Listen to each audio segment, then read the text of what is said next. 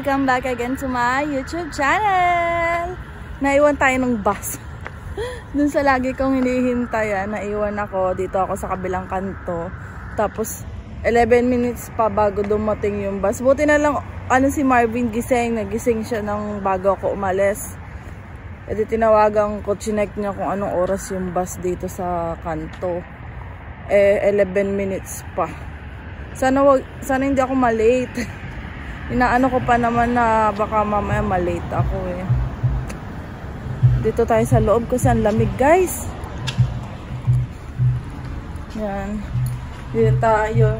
Nag-i-snow na sa sa Alberta, sa Calgary pala, Calgary. Alberta din naman yun, di ba? Sa amin baka mga November pa daw ay mga katapusan. Di pa ako ready. Wala, puro ubos na yung mga dahon ng puno. Tapos mamaya, guys, pupunta kami ni Marvin sa Scarborough Town uli. Kasi may seminar siyang pupuntahan sa Sabado. Seminar nung para sa mga trabaho, yung mga pang-electrical. Baka may makilala, ganyan. Kaya pupunta siya. Wala siyang formal na. Meron siyang mga pang-itaas kasi binigyan siya nila Tita Rhea, nila Tita Remy ng mga pang-itaas, yung mga pang-formal na long sleeve, mga ganon. Ang wala siyang sapatos. Wala siyang sapatos siya kayong pants. Kasi mamaya, kahapon kasi ang daming sale. Kaya titingin kami mamaya ni Marvin sa mga sale sa Scarborough Town. Tapos kapag mahal pa rin, punta kami ng Value Village doon sa mga ukay-ukay. Titingin kami doon. Pero kung mas mura sa STC, doon tayo sa bago na din. Diba? Para naman si Marvin ay magkaroon ng bago. Ay, nandito na yung bus, guys. Hindi na ako naghintay ng matagal. Thank you, Lord. So, mamaya na lang uli, guys, ha? Bye-bye! Wala ako sa Scarborough Town, guys, na sobrang daming nakapila. Papuntang Kennedy. Ayan na rin yung bus. Uwi na, guys. Pupunta tayo ng Scarborough Town ulit. Lagi na lang doon, no? Titingin tayo ng ni Marvin, eh. Pang susuotin niya. Tapos tumawag ako, tulog. Tulog pala siya, tapos nililigo pa lang. Sabi ko, bilisan mo at out na ako. Mabilis lang biyahe ko. At sa Scarborough naman ang baba ako. Oo daw. Nagpapabili kasi ako sa kanya ng tinapay. Slice bread. Kasi bumili kami nung nakaraan ng cheese whiz. Ay, tumatawid sila dun. Sakto lang yung lamig ngayon, guys. Tatanggalin ko mamaya yung winter jacket ko kasi ang init. Mainit. Hindi ko nakita kung ano yung temperature, pero hindi siya ganun kalamig. Yung parang saktong-sakto lang talaga, guys. Dito na ako sa station. Mamaya na lang uli, guys. Nandito na ako, guys. Nandito na si Bebe. Bit-bit yung slice bread na binili niya. Maghahanap tayo ng pants. Saka sapatos mo. Doon tayo sa Aldo. Mura sa Aldo eh. Mura doon. Kaya mag-inap yun na may gagamitin ng pang matagalan. Alam mo, wala kang mga seminar na pupuntahan. Yung mga pupuntahan ka para mag-formal. Ang mga hirang po to. Ganap tayo. Yan na sa Aldo. Tumingin ka dyan, Marvin. Tumingin tayo, guys. Bagong bukas siya dito sa Scarborough Town eh. Tingin-tingin tayo muna. Punta si Marvin sa mga bola. May gusto kasi siya.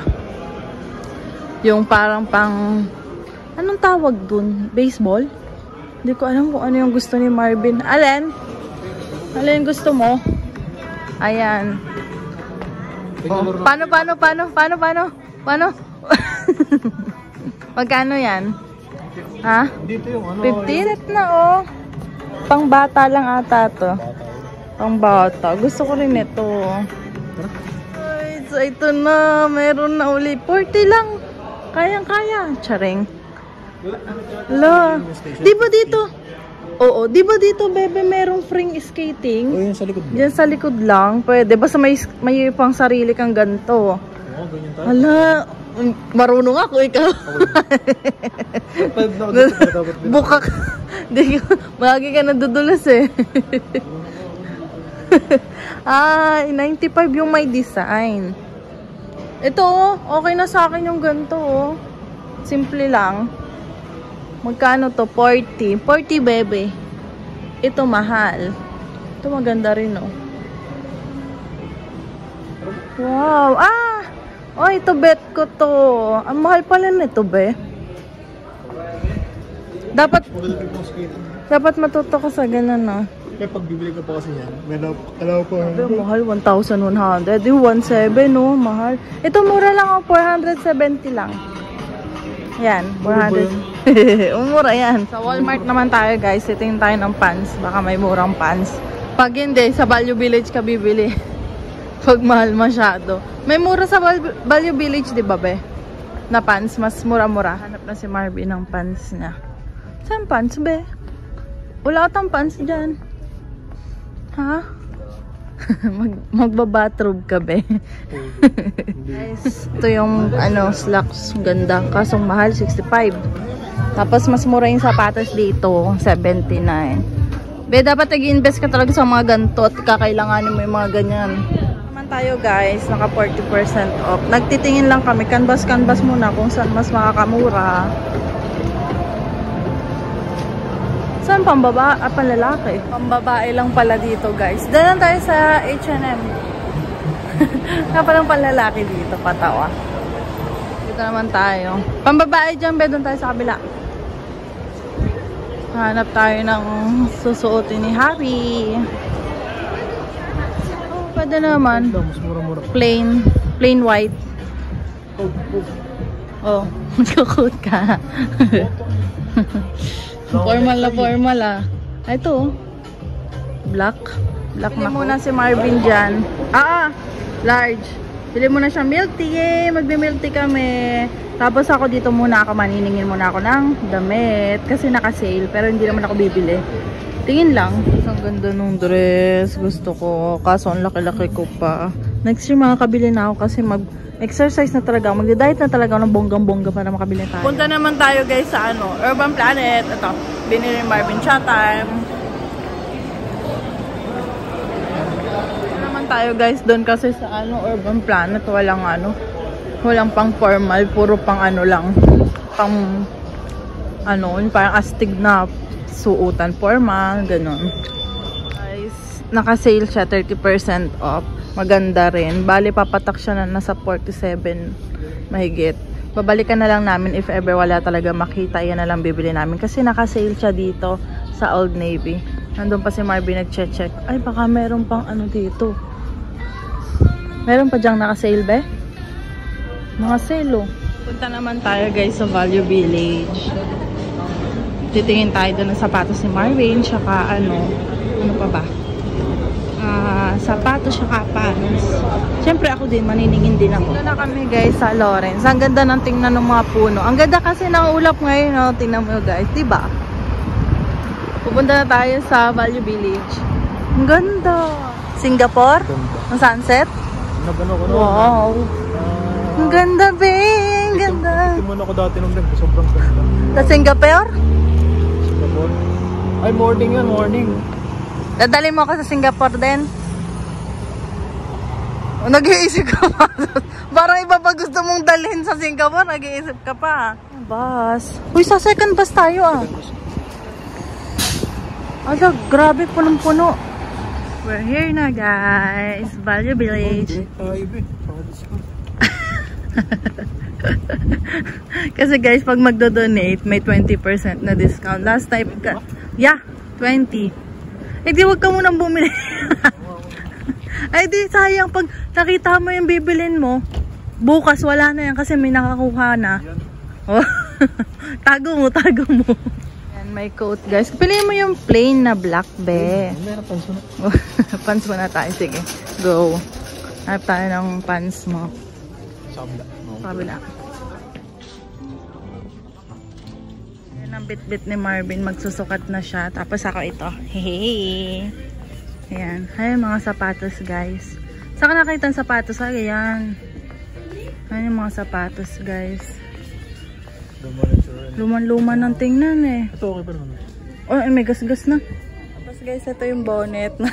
Parang liit masyadong tingnan. Ito, kasi nang pa ito. Cute oh. Pambata ata to eh. Hindi, may ano pa, may luwag pa dito. Para na ako nitong may ano eh. May sakit. Nagsusukat na si Marvin. Ay, pit to pit. Ako lang naman eh. Okay lang? May butas na rin ito din. Tatayin na lang. Ha? Tayo na lang. Ba't kinuha mo yung may butas? Patingin yung butas. Ganda rin din eh. Patingin yung butas, ang butas. Kung kaya pa yung tahiin. Ah, ito. Sa loob lang yan. Ang ganyan lang. Wala, paano yan? Hindi ako marunong. Maganda rin na ito yun. Oh, maganda rin. Ayun guys, yung akin, no? Tingin nga. Nandun. Punta ka dun sa ano, patingin. Okay lang, sakto lang naman. Pwede na yan. Pwede na naman yan guys, no? Cute naman ang asawa ko. Naman guys, yung gray na pants. Ang ganda nung gray. Picture mo. Mas maganda yung gray. Oo. Sumakapal eh. Pala kami sila Kuya Jeffrey, kausap ni Marvin. Bali, bagong dating sila dito sa Canada. Si Kuya Jeffrey last week lang. Si ate, yung asawa niya nung August ata. Ako, nagpipili ako nito. Oh. Gusto ko kasi nito. Yes, ang ganda. Oh, pang fall. Ito yung gusto ko. Ano siya, $40. Yung sa ano sa mall, 200, 300. Okay na to. Si Marvin busy pa dyan pakipag-usap kay Kuya Jeffrey. Ah, cute. Dynamite to. Pakita dibdib.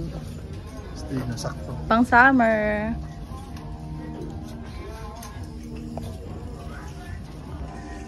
Halika, tingnan mo.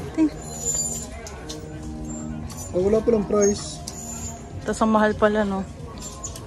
Hindi, dapat ito yung nakaganyan. Dapat. Wala palang price? Yeah. Oh, guys. Laki ko naman tingnan. Ano ba yan? Rin ito. Mahaba lang. Tatayin ko na lang. Mura lang kasi siya. $4 lang. Pwede ko to sa winter. Lagyan ko lang ng doble sa loob. Ayan na guys. Magkano bebe? Oh, puti. 13 lang. Mas mura kaysa dun. 25. Babayad na guys. Puro Uniqlo yung nakuha ni Marvin.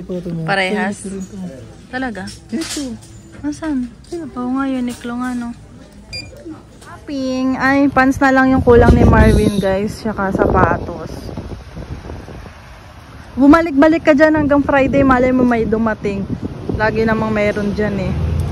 Ay, walang sakay, be. In fairness. Hindi tayo siksikan tulad kanina. Lakad na pala kami, guys. Happy birthday, Reggie. Happy birthday again, Reggie. Spaghetti. Spaghetti daw. Naglakad na kami kasi pag-check namin kanina 19 minutes pa, kaya lakad na lang. Exercise pa. Tapos magluluto lang kami ng ano mamaya. Noodles para hindi na kami kumain ng madami. Noodles na lang, tapos pahinga na kami. May work pa bukas. Tapos na kami kumain ni Marvin. Hindi na ako nakapag-update sa inyo kanina habang nagluto ako ng noodles. Yun lang naman, nag-noodles lang kami. Tapos itong cookies, dessert namin. Yung cookies parang ano siya, ano yun, yung pang diet na cookies, no? Mataas din sugar. Hindi siya matamis eh. Galing kay Tita Rhea. Bigay sa amin nung linggo, guys. Ayun guys, nakita nyo naman yung presyo kanina nung mga tinitingnan namin sa mall at talagang oo na. Tapos ayun, ang daming Value Village guys. Ako kasi, nung college ako, mahilig ako sa mga branded din na damit, mga pen shop. Yung kasi yung sa lugar namin, sa Lucena kasi lang yung mall na malapit. Maliit na mall lang siya, meron yung mga pen shop, Oxygen, wala yung mga talagang mamahalin na tulad ng mga Louis Vuitton, yung mga, ano ba mga mamahalin mga damit pa be? Sa Pilipinas. Basta, hindi ko naman masyado na. Yung mga sa lugar namin, yung mga kilala, yung Oxygen, pen shop, yung mga ganyan. Guys, yun mga binibili kong damit dati nung college ako. Tapos mahilig ako mag-ukay. Yung sikat dati? Oo, yun yung sikat kasi dun sa lugar namin. Tapos, ayun guys, ang hilig kong mag-partner talaga pagdating sa ukay. Kasi sa ukay, may makukuha ka na maganda pa talaga, tapos ang dali mong ibagay.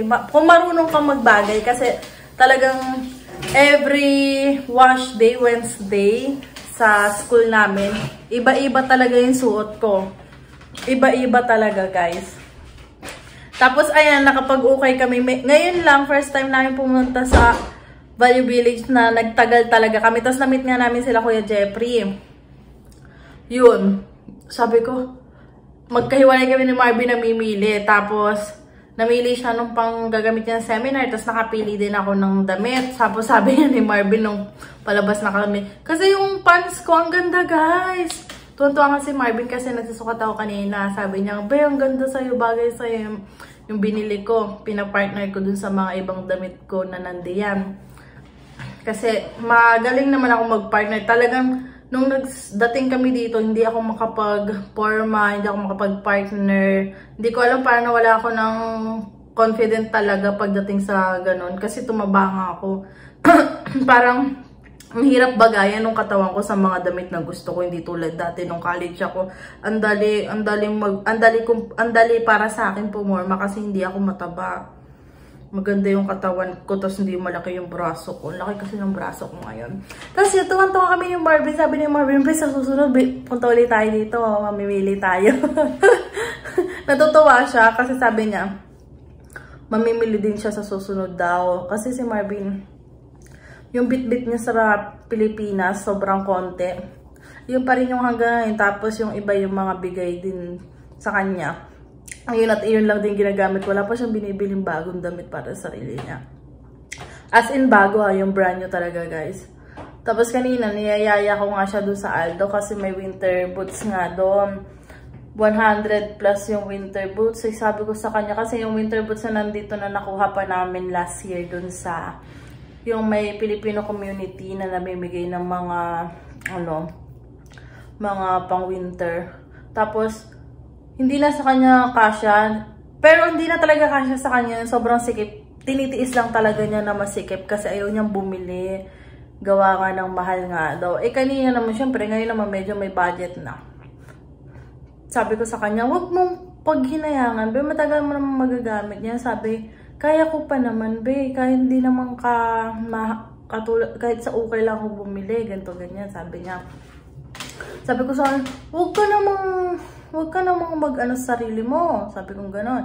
"Mag-invest ka kahit sa mga maayos na ano." Sabi niya, "Saka na, pag ako may trabaho." Kasi nga, siya. Ako kasi ang nagtatrabaho na mahaba. Nahihiya siya sa akin pag gusto ko siyang bilhan ng kasi kailangan naman niya. Nahihiya siya kasi nga part-time lang daw naman siya. Tulad nga nung laptop, ayaw niyang bumili ng laptop. Tsatsagain daw niya yung laptop. Di yan na isa.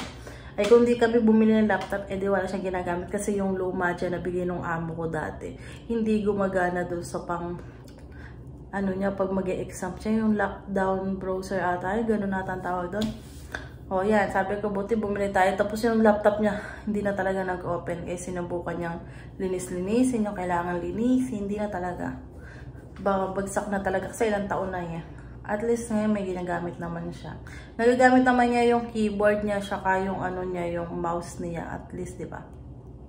Nagpasok na siya sa kwarto pagtas niya maghugas kasi gagawa pa daw siya ng assignment. Bukas kasi mayroon siyang aabya din. Ay, naka.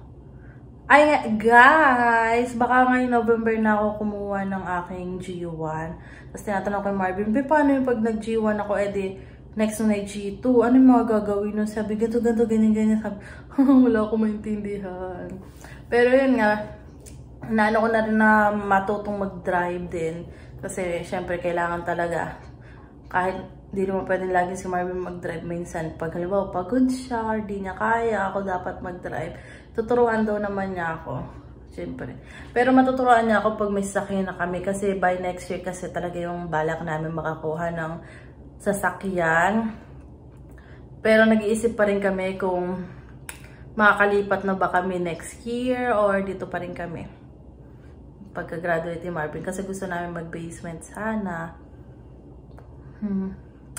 Pero bala, kung anong bigay sa atin ng tadhana next year. Ang tanging hiling lang talaga namin next year ay makakuha si Marvin ng magandang trabaho na skilled talaga na konektado sa tinapos niya. Para hindi daw kami mahirapan pag dating na yung time na mag-a-apply na kami ng permanent resident. Tapos, yun nga, gusto niya makakuha ng malaking sahod para nga makaipon kami. Diba? Tapos sabi niya, parang may date na makakagala na kami. Next, hindi na namin kailangan mag-isip na, saka na tayo kasi kinukompute pa natin yung matitira dun sa sahodin mo kasi kung magkano yung total. Ganun kami, tuwing sasahod, kinukompute na namin yan, matototal namin ngayong buwan. Tapos kung sakaling ganito every month, compute namin, kung ano bawa, every month ganito yung maiipon namin, nasa 1.5 every month. Ito, so gantong buwan, may ipon na tayong ganito. Kasi nga sa tuition nga guys, diba? Lagi namin inaano yung tuition niya. Priority talaga namin ni Marvin, kaya hindi talaga kami gumagastos. Lagi namin iniisip ko, kailangan ba natin to, ganyan-ganyan. Kailangan ba kakain muna tayo sa labas, ganyan-ganyan. Kapag sobra yung ating budget ng food natin this month, edi sa katapusan kakain, di ba? Ganun lang naman yun, guys. Talagang sa umpisa talaga mahirap. Sobrang hirap talaga. Nako, pag naisip ko pa nga yung nag-start talaga kasi nag-start pa lang kami dito. Tapos naisip ko na mag-winter na ulit. Parang bumabalik lahat. Nalulungkot ako. Pero at least naka-survive na naman kami ni Marvin, diba? Ganun talaga. Magtiis ka muna kasi worth it naman lahat yan pagdating ng araw. O diba? Sa pagtitiis namin, nakaipon naman kami. Mga gala-gala. Ngayon hindi nga ang hirap magkasakto ng day off namin ni Marvin. Kung magde-day off ako ngayon, siya naman, magde-day off ako ng linggo, siya naman Sabado. Eh di mas maigi magtrabaho na lang din si Crystal Saidi. Pero sana ngayong Pasko, balak namin mag-work kami ni Marvin ngayong Pasko. Kasi wala naman kami pupuntahan. Balak tapos bagong taon doon kami hindi papasok ni Marvin. Mas ano ka ang bagong taon. Yung parang okay sa akin ng walang pasok. Kasi diba bagong taon yung madaling araw talagang nag-aabang ka. Pero syempre iba yung bagong taon dito at bagong taon sa Pilipinas. Kaya ang mangyayari guys, video call na lang namin yung parents namin sa Pilipinas. Nagka-countdown sa Pilipinas, video call namin, diba? Para masaya. Nakamiss din. Pero ganyan talaga ang life. Kaya nga sabi namin, sana maging okay agad kami dito. Mga 2 years, 3 years, sana, excuse me. Huwag sana kami umabot ng 5 years kasi syempre miss na rin namin sa Pilipinas. Gusto namin makapagpasko ulit. Bagong tayo na yun, sana yung goal namin. Every year makauwi kami, makaipon kami. Syempre pag balak mo umuwi, iipon ka talaga, may malaking budget ka. Pero sana naman, hindi naman kailangan tuwing uwi mo, di ba, gagastos ka ng sobrang laki. Kasi yung iba talaga yung uwi nila. Talagang ang uwi nila pag libre sa lahat ng tropa, libre ng buong kamag-anak. Minsan nga, mas mahaba pa yung time mo para sa mga kaibigan mo na inuman, ganyan. Ako kasi, sa amin, si Marvin di rin naman nagiinom, ako rin di nagiinom.